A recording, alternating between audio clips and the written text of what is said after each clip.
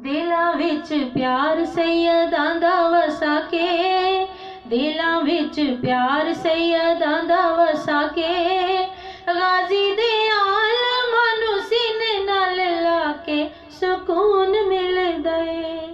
हाँ हाँ सुकून मिलदा है। दिलां विच प्यार सैयदां दा वसा के, गाजी दे आलमां नूं सीने नाल लाके सुकून मिलदा है।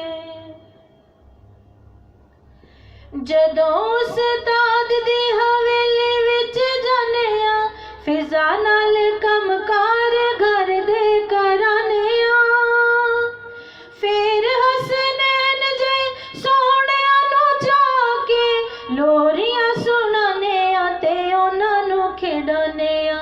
यानी इन्हां सोहणियां दे झूले झूला के, गाजी ते हुसैन नूं परां ते समा के सुकून मिलदा है। हाँ हाँ सुकून मिलदा है। दिलां विच प्यार सैयदां दा वसा के, गाजी दे आलमां नूं सीने नाल लाके सुकून